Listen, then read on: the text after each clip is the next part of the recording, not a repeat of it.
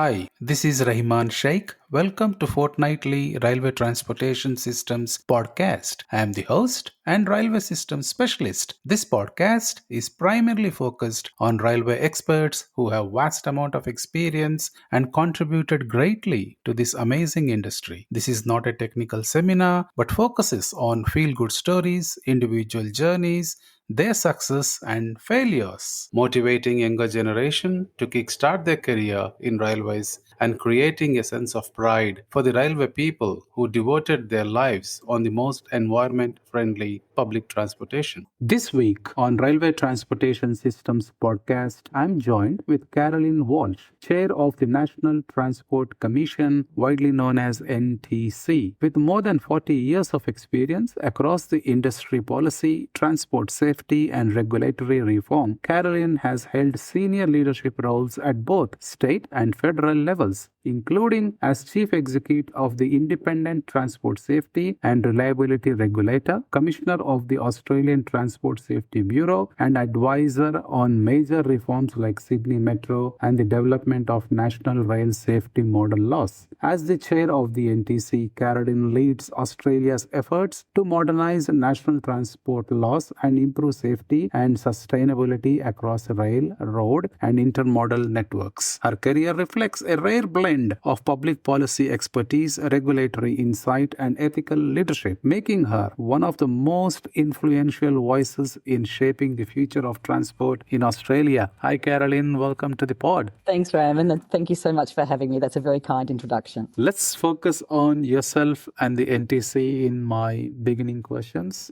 Carolyn, you have an extraordinary career across regulation, safety, and public policy. What first inspired you to dedicate your career to transport safety and reform? Well, to be honest, it was initially just a knee-jerk reaction. I'd spent the first 16 years of my career in Canberra as an economist with the industry department and had very little to do with transport issues at all during that period of time. But I moved to Sydney in 2000 and I was only working here for a short period of time when an ex-colleague from Canberra rang me and said, "Carolyn, would you like to work in rail strategy and policy?" And I thought, wow, that's a thing out of the blue, so why not? Let's give it a go. So 25 years I came into rail. Now, within 18 months or so, there was the Waterfall accident. I got heavily involved in regulatory policy in safety, set up the first independent safety regulator in Australia, had 10 years with the Australian Transport Safety Bureau, as you mentioned. And over that 25 years, I've just learned to love the industry, the people in it, and the service that it gives the community in Australia. It is a beautiful industry, of course. And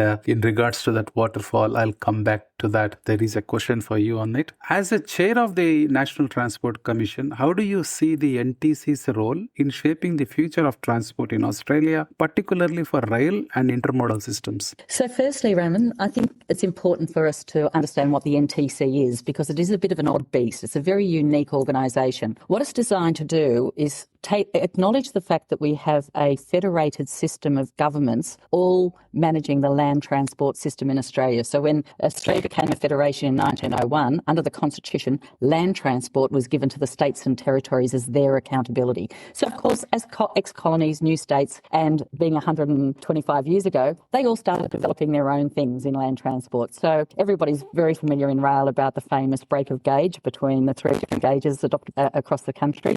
But many people now wouldn't appreciate necessarily that we had different road rules in different states as we developed road rules for states. So the NTC's job is really to try and harmonise all of those things across the country now as we're trying to get a better nationally integrated land transport system. So the NTC did write the Australian road rules, which have been largely adopted by each of the state and territories now. We did write the legislation for a single national rail safety law, which now underpins the work of the Office of the National Rail Safety Regulator. But there is more work to do. So in the future, we're in the middle at the moment of a major reform for rail under the National Rail Action Plan, and ministers just as recently as August announced their commitment to mandating the European Train Control System as the digital platform for rail in Australia. They also have endorsed the concept of a mandated regulation for a single driver machine interface so that all cabs can have a single interface connecting to the network. And they've also agreed to have a streamlined rolling stock approval process. People might not appreciate that rolling stock operators have to get approval from each and every rail infrastructure manager when they introduce new rolling stock onto those networks. So that's a major piece of reform in rail that is really going to drive significant productivity, safety and environment environmental improvements in the future. And ministers are now turning their minds to what else do we need to do to try and get better modal shift, particularly of freight, onto rail. And so the NTC will undoubtedly be involved in that further policy and reform work to identify what those barriers are and to remove those barriers in the future for rail. Amazing work, Carolyn. I would truly appreciate it. And I think major milestones achieved and many more to get through. Great work by you and your team. Now let's move into your other part, which is governance, safety, and reform. So you have played a key role in developing National Rail Safety Model Bill and regulations back in 2006 and 2007. Looking back, how important was that milestone for rail safety and harmonization? Yes, it's hard to believe that that's almost 20 years ago. And at the time, I was the Chief Executive of the New South Wales Rail Safety Regulator, and I was asked to chair a committee with the National Transport Commission. I wasn't part of the commission at that point, but I was asked to chair a steering committee that brought together all of the jurisdictions, Commonwealth, states and territories, to get their rail policy people to come together and try and work up agreement about a national model safety bill. By that stage, each state and territory had their own rail safety legislation, but they all varied and were different. Not hugely, but just enough to make it a burden for industry to try and comply with the different regulatory models around each of the jurisdictions. So while we still had all the different state and territory regulators at that time, the National Model Bill became the first time that we had actually had a consistent national law. So that actually was the underpinning of creating the agreement to have a single national rail safety regulator, because it was a single national law that they needed to implement. So it was a very important precursor for that decision. Now, why is that important? In my view, not only did it remove some of that burden on industry to have to comply with different regulatory models, but now that we've got a single national regulator, we've got far better collection of data and information about the safety performance of rail in Australia that can be shared across the whole of Australia and the whole of those networks. So it's more data-driven, more evidence-based. And I also think, in my view anyway, I think we now have a national regulator that's got the scale, capacity and capability to be a very effective regulator. And I think it is. So I think it's been monumentally important in supporting rail in Australia, and particularly when you now see all these new investments in the likes of metros and the huge investment we've had in the last 10 or 15 years. We've got a regulator who's got the capability of oversighting those developments. So that early work 20 years ago and getting a single national model bill, I think, was really important. Great insights. And going back to my question about Waterfall, after that Waterfall rail tragedy, you led the establishment of the Independent Transport Safety and Reliability Regulator. What lessons did that period teach you about leadership during crisis? I think the very first thing is stay calm and resist overreacting. So it was a crisis. 7 people were tragically killed in that accident and many people were injured. It came as a total shock to the railway and the industry about just the nature of the accident and how it could possibly have happened. So within all of that, there was a special commission of inquiry that was instigated, and that was the second special investigation into the rail industry within 3 years, because we tragically had the Glenbrook accident in 1999, and we were still in the process of implementing recommendations from that accident when the Waterfall accident happened. So the government did say, look, we've got to do a lot more than what we did after Glenbrook. We are going to now establish a separate independent rail safety regulator in ITSA, the Independent Transport Safety and Reliability Regulator. It's to be separate from the Transport Department where it was previously regulated. They increased resources for it. So we were working, I led the project team that established it, then ultimately became its chief executive in January 2004. During that time, we still had the Special Commission of Inquiry going on. It didn't report in 2005. So we were under the gaze of the Special Commission of Inquiry while we were building and implementing these reforms. So the crisis didn't just finish quickly. It was going on for a long period of time. We were under the gaze, the spotlight of public concern and scrutiny. So I think the main thing that I learnt was do stay calm, don't get caught into reacting or overreacting to things so that you're making bad decisions under that pressure. Second thing I think is you've got to use any crisis as an opportunity to do things better in the future. And particularly when people have tragically been killed in an incident like Waterfall, it's a legacy to them to make sure that we've put in place improvements to prevent that accident from ever happening again. I think thirdly, what I learned is avoid the blame game. In a crisis, it's very easy to say, not my fault, it was somebody else's fault, I had nothing to do with it,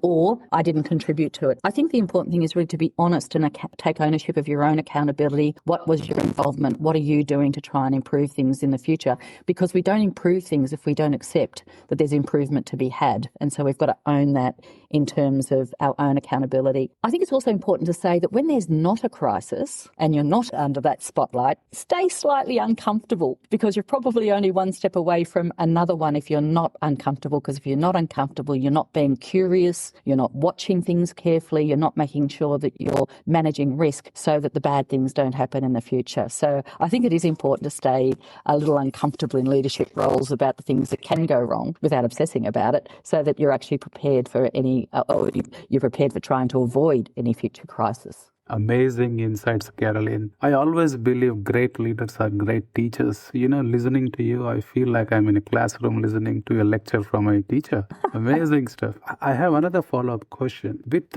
decades of this regulatory experience, what do you believe makes a regulation effective? Not just in theory, but in practice on the ground? Yeah, it's a very good question. I think firstly, you've got to really strive to understand the industry that you regulate. You need to understand the context in which it operates. What is its drivers? What are the things that it does well? What are the things that it doesn't do so well? What are the challenges it faces? When you think about it, regulation is really about risk management, identifying where the risks are in the future. And the first step of risk management under ISO 31000 is to understand the context in which you're operating. So a good regulator needs to understand that industry context. Second thing I'd say is put yourself in the shoes of those you operate, not to actually become captured by them, but to understand what their constraints and barriers are, and also to understand whether you're putting burdens on that person or that entity that is not necessary for getting the outcomes you want to have. I think it's very easy for regulators to say, easy for me to put that burden on the industry sector, but if that's actually putting unnecessary costs on them, they're diverting their resources from actually being a safe operator or doing the things that you want them to be compliant with. Thirdly, I'd say make compliance as simple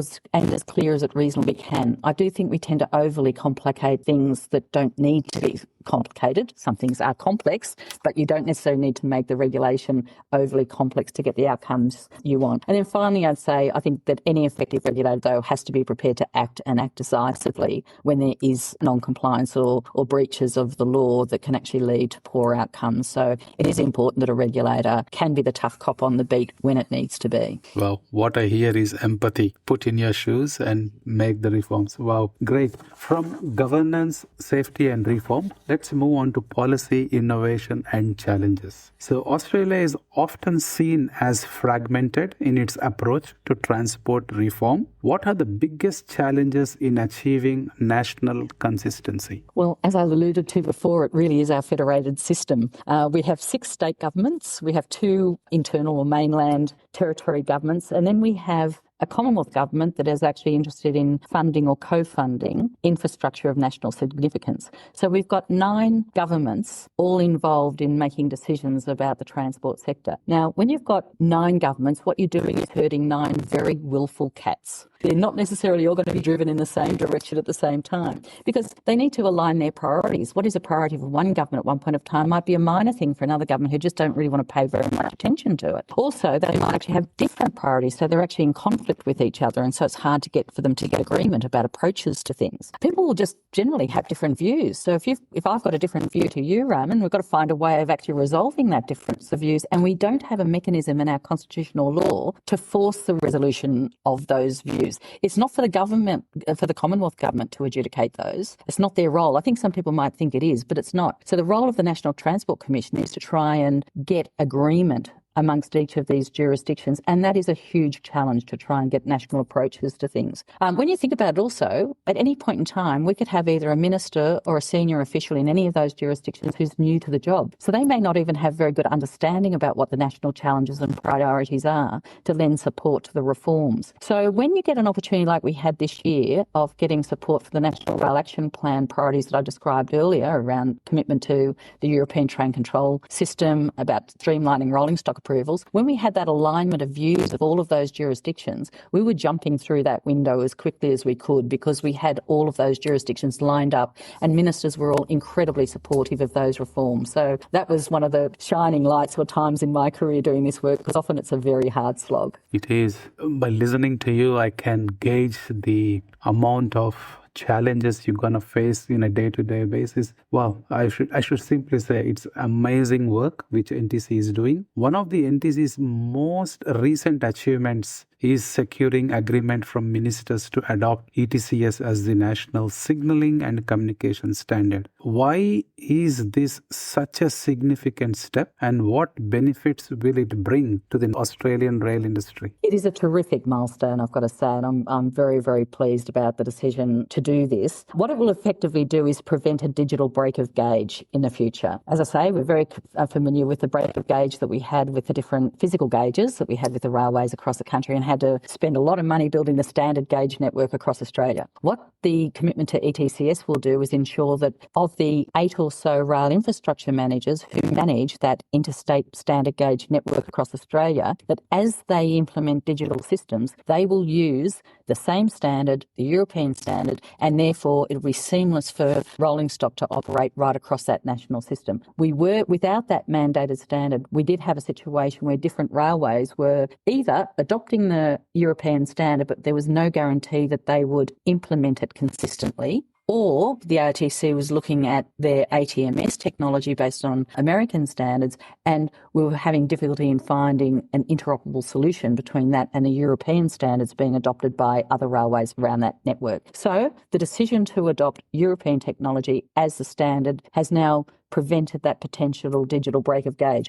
What will that do for us? Well, firstly, it gives certainty to the market in future investments. Rolling stock operators know that it'll be the European train control system that they will need to comply with when they're buying new rolling stock. All railways will benefit from able to have access to a global supply chain around those standards where they can actually on a commercial basis get the best bang that they can out of their procurement, because there are many suppliers who are now available and proven in supplying for that technology. So it'll be cheaper to build railways. They'll be safer to operate because digital systems bring great safety benefits, but also it'll be cheaper to actually train drivers and crew in how to operate those systems, because it'll be the one standard that they'll need to operate on. So it'll be cheaper and I think safer from a human factors point of view, knowing that you've got consistency and harmonisation in the way that we need to train and skill up our drivers and crew. So I think all in all, it's going to provide a platform for a more productive and safe rail in Australia.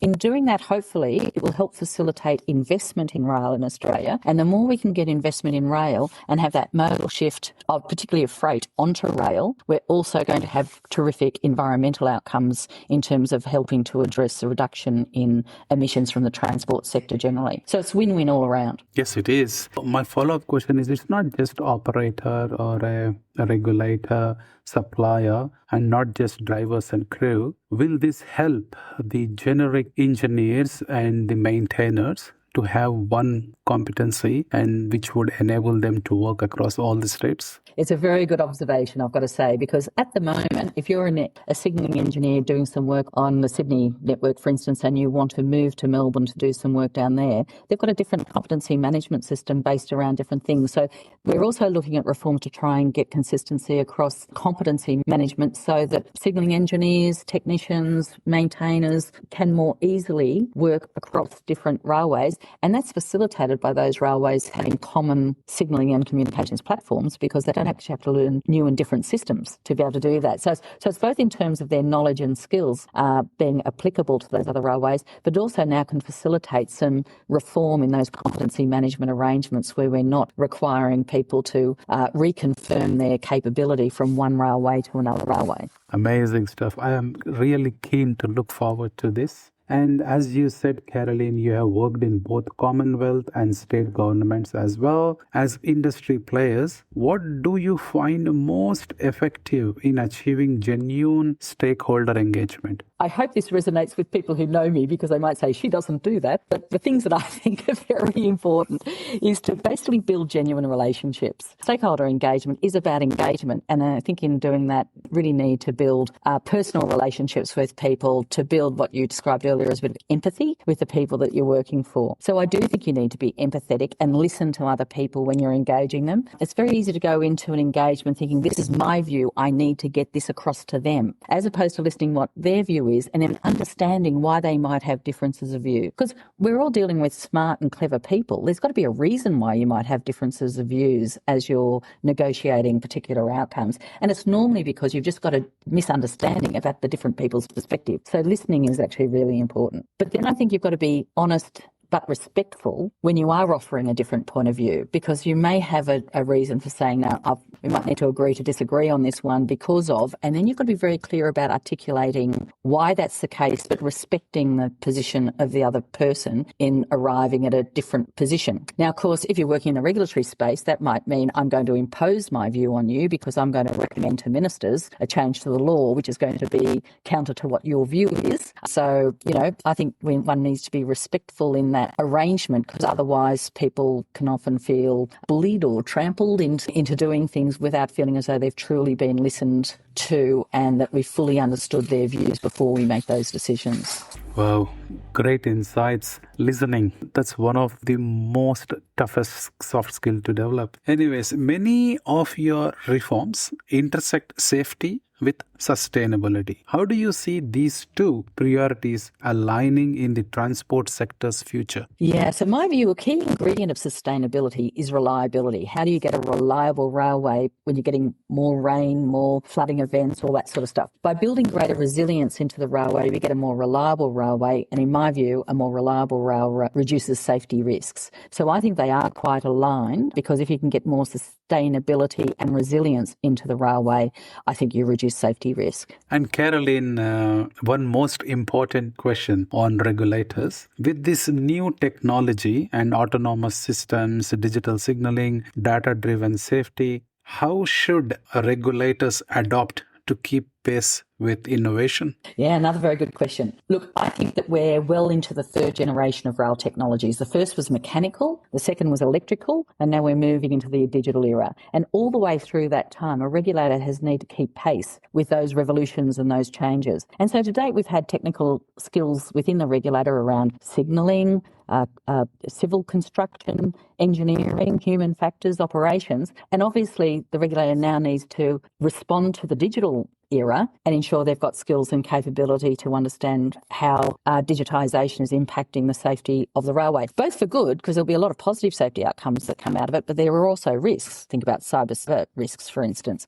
So I think ONSA and our rail safety arrangements are well placed to deal with that, because they've been able to adapt and change over time. But interestingly, if you think about the road sector, we don't have a regulatory legislative framework to deal with automated cars when they come onto our network. So the National Transport Commission is actually now working on what will be the regulatory framework for regulating for autonomous vehicles on our road sector as we speak. And we're aiming to have that delivered over the next couple of years in anticipation of automated vehicles starting to arrive in our cities and on our highways. Well, great insights. Do you work with NTRO as well, which is the National Transport Research Organization? We certainly do. We've got a relationship with them and look to them to provide us with advice about what's happening in the innovation space and new technologies coming forward, so that they're one of our key stakeholders that we do engage with about transport-related matters. So, Carolyn, let's move on to leadership and looking forward. You have chaired and served on numerous boards and audit committees. What leadership lessons stand out from managing complex organizations through transition? Well, first, it's not easy.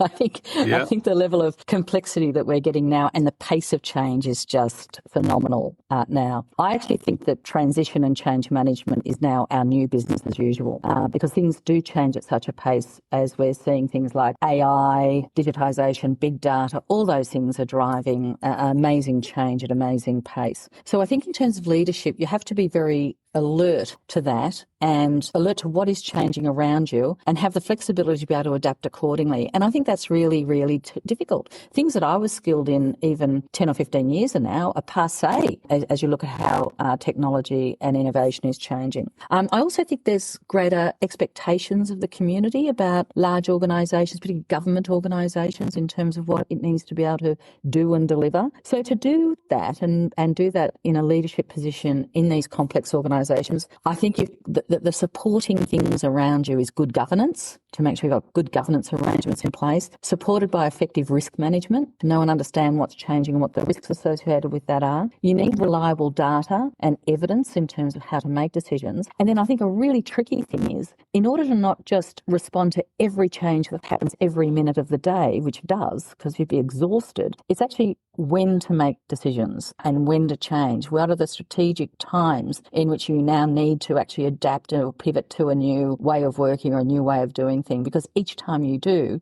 you're creating another layer of disruption for the people around you, for the people who work in the organisation. So as I say, I think it's incredibly complex, but good governance, good risk management and good oversight is the only way I think we can cope in these times of just extraordinary change. I do agree with that. When to make. So the lots of changes come in, you tell him that just have patience, and once everything piles up, then that's the time when you make a decision. Yeah? Yeah, but not to let it pile up so much that it's too late to make the decision and you're in the middle of a crash. So yeah, it's how to just time those decision-making points so that it's not overwhelming, but you are still adapting as necessary in these times of change. It's tricky. Amazing insights, Carolyn. Finally, looking ahead, what legacy would you like to leave through your role at the NTC and in transport safety more broadly? Well, I've been with the NTC now for 10 years and for a few years as its chair. And I'm very proud of the work that the NTC's done, and I certainly don't want to answer this question by assuming that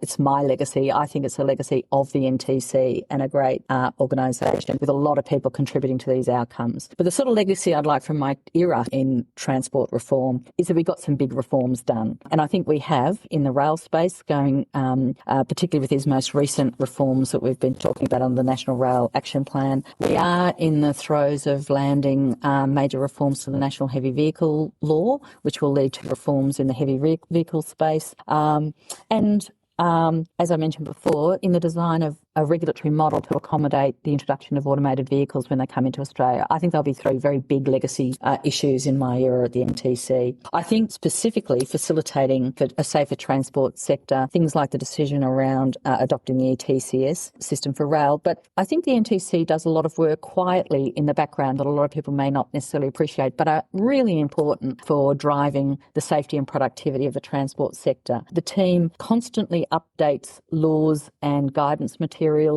around things like heavy vehicle safety, loading guidelines, child restraint devices. As I say, we keep the Australian road rules up to date. The team works on the Dangerous Goods Code and keeps that up to date and relevant, working with all of the dangerous goods competent authorities across Australia that regulate in the dangerous goods space. And they're constantly reviewing and updating the Rail Safety National Law and the instruments under it, like the medical and health standards. So I think that's the legacy of just keeping on with the continuous improvement that you need to keep our legislative and regulatory framework relevant and adaptive to what is required in the industry. And I think finally, Raman, I'd just like to say, I'd like to think that I leave the NTC as an organisation in really good shape. It's a small agency at the moment, around 60 people, but it's a small number of people doing some really good and important work for the nation. So I'd like to think that the legacy there is we've got a very healthy organisation of good people doing good stuff. Amazing discussion, Carolyn. And I completely concur with you. It's a small team, but you're doing amazing stuff. In the recent times, NTC is widely discussed across the rail industry, I can say. And most of my guests who come onto the pod and the people who listen to my podcast, many of them did ask, can someone from NTC would come onto your podcast? So thank you, really thank you for coming onto this pod and sharing your insights with us. Well, thank you for having me, and it's been a real honour. Thank you so much. I believe everyone listening to this podcast has got something to take away from today's discussion. If you like this podcast, please listen, follow, and share this podcast within your network. If you believe we should be sharing your story or someone within your network, there is a railway leader who should be here sharing his or her contribution to this industry, contact me on railwaytransportationsystems@gmail.com. Thank you for your time today. Stay safe and take care of yourself.